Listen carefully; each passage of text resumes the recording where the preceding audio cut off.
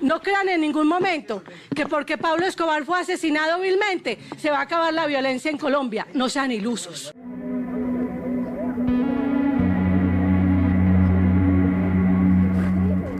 Estábamos pensando que todo lo que habíamos vivido era una pesadilla que algún día se iba a acabar, pero sabíamos que con su muerte eso no iba a terminar, era un proceso que se debía dar, más no el fin de una historia que nunca ha terminado.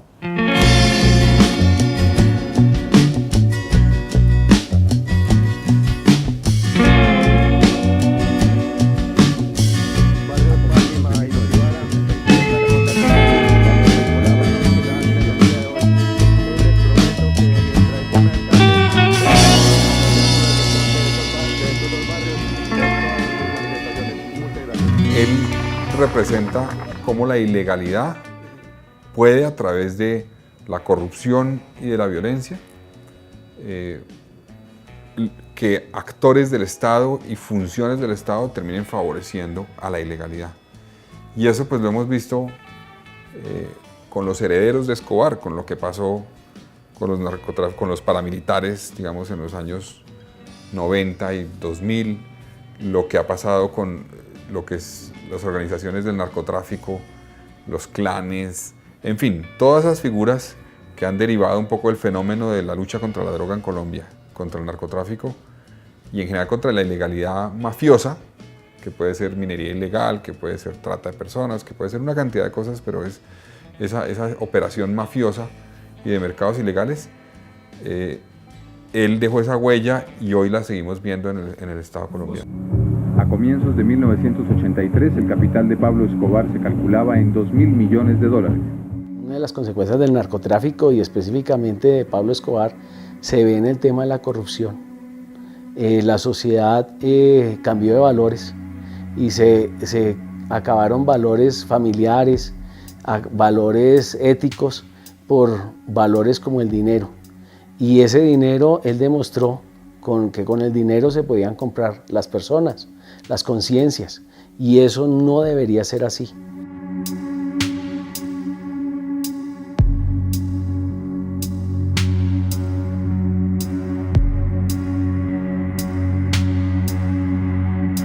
Todavía estamos tratando de sacudirnos de eso, pero fue tan fuerte lo que él hizo y fue tan grave que todavía ha sido difícil que la sociedad pueda entender el daño y hasta dónde llegó esa cultura y hasta dónde necesitamos sacudirnos de ella y quitárnosla de encima.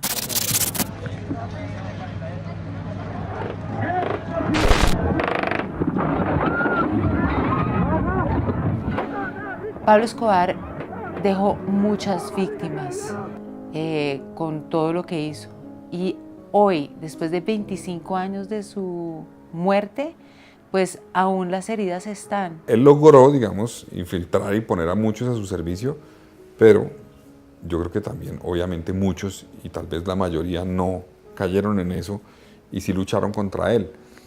Yo creo que deberíamos ponernos en la tarea como sociedad de, precisamente estamos en la construcción de la paz, en una etapa de reconciliación, pues de contar esas historias. O sea, hay que contar las historias de héroes. Yo conozco, digamos, para mí, una persona como Santiago Cuervo, que era un escolta del DAS, un muchacho de 26 años, recién casado, con su esposa embarazada, y que en el momento en que le hacen el atentado a mi papá, se bota a proteger a mi papá, a defenderlo con su cuerpo, recibe una ráfaga y muere a los pocos días. Para mí eso es un héroe que hay que contar su historia.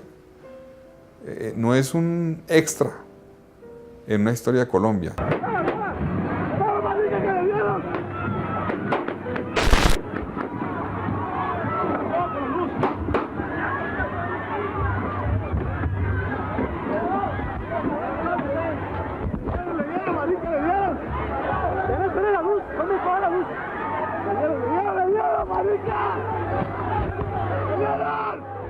Vimos varios ejemplos de jueces que entregaron su vida por dictarle una orden de captura, por juzgarlo. Entonces, pues sí, yo creo que amedrentó de todas maneras a muchas personas que seguramente sí tuvieron temor, y otras que aceptaron pues lo que él daba a cambio por cambiar las decisiones o por no sacarlas, ¿no? Entonces pues uno sí ve de todas maneras la justicia de este país muy debilitada o ausente casi. La realidad de la violencia del país hizo que la extradición fuera el único mecanismo viable. Mi papá ayudó a redactar el tratado de extradición en el año 79, y por eso era un objetivo, claro, de Pablo Escobar. Yo creo que la historia de la justicia se parte en dos, y yo creo que a partir de la toma del Palacio de Justicia hay un cambio fundamental en lo que fueron esas relaciones de la justicia, digamos, en el entorno social y en el entorno político del país.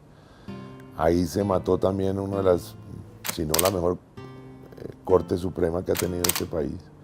Ahí se mataron muchísimos de los procesos que se venían dando frente al narcotráfico, y con ese proceso también suceden cosas que hacia futuro van a ser fundamentales, es decir, la muerte, el asesinato, porque no fue una muerte, el asesinato de esos magistrados finalmente va a permitir que el narcotráfico permee muchas de las instancias de la justicia en Colombia y que finalmente logren lo que lograron en muchos de esos casos, la no extradición, el manejo diferente de lo que se daba en las cortes mismas.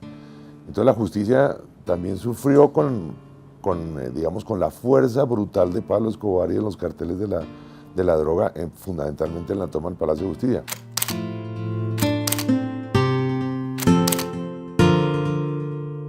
Después de su asesinato, cuando llegó César Gaviria al gobierno y empezaron a negociar, pues lo primero que hicieron fue precisamente acabar con el tratado de extradición, ¿cierto? Y fue cuando esa época en la que negociaron absolutamente todo, hasta la cárcel donde él iba a estar, la cárcel que él mismo hizo, ¿cierto? Y hoy por hoy es claro que a lo único que le tienen miedo todos los delincuentes y los narcotraficantes es a la extradición. Él trató de entrar al nuevo liberalismo y de asociarse con el nuevo liberalismo. Y son líderes importantes del nuevo liberalismo en Antioquia que alertan a Luis Carlos Galán, le dicen, mira, aquí hay un señor de oscuro pasado, muy probablemente metido en narcotráfico, que se quiere meter y quiere lanzarse al Congreso a través de las listas del nuevo liberalismo. Ese interés de Escobar de meterse en la política es lo que determina su fin como capo del narcotráfico, porque ahí es donde se convierte en un blanco visible y se convierte en un enemigo público del Estado colombiano, es por su interés de meterse en política más que por su actividad de narcotraficante. Señor congresista Pablo Escobar, a nombre de los barrios Nutivar y Fátima, hago entrega de esta bandeja como reconocimiento a su decidido apoyo que brindó para que este 27º clásico futbolístico haya sido todo un éxito. No es la primera vez, don Pablo, que usted se vincula a nuestro barrio, ya que siempre lo ha hecho patrocinando a nuestro gran ciclista Gonzalo Navarín. Muchas gracias, don Pablo. Reconocimiento al dirigente Pablo Escobar Gaviria, parlamentario. Yo soy periodista, creo en la libertad de prensa, en la libertad de expresión, creo que se narre una historia, sobre todo un personaje tan nefasto de estos, está bien. Me siento como un vacío enorme cuando lo presentan como un Robin Hood, porque creo que no fue un Robin Hood. Creo que la historia se tiene que contar, pero espero que hayan más historias contadas desde la realidad, desde lo que realmente fue Pablo Escobar, y no desde un Robin Hood que ha sido absolutamente ficticio y un personaje que es bonito para vender en las series de Netflix, pero la realidad no es esa. Pablo Escobar era un Robin Hood en el sentido más moderno de la palabra.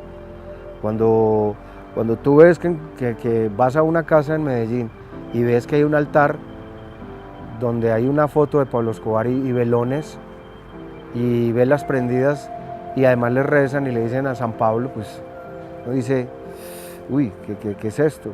¿Qué es esta esquizofrenia la que tenemos nosotros?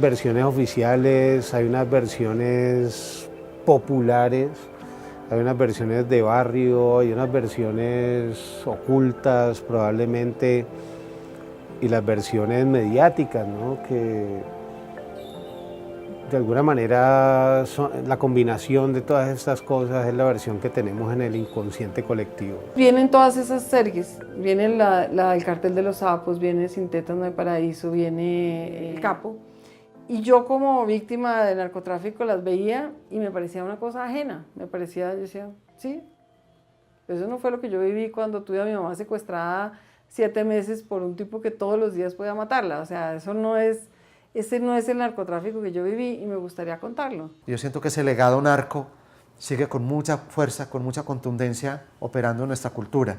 Entonces es como, a ver, pasó algo muy fuerte hace 25 años, cuando Escobar todavía estaba vivo. No sé, no dejemos olvidar eso, porque yo creo que se cambia dramáticamente el giro de la historia, y ahí es donde comienzan todas esas interpretaciones equivocadas de los protagonistas.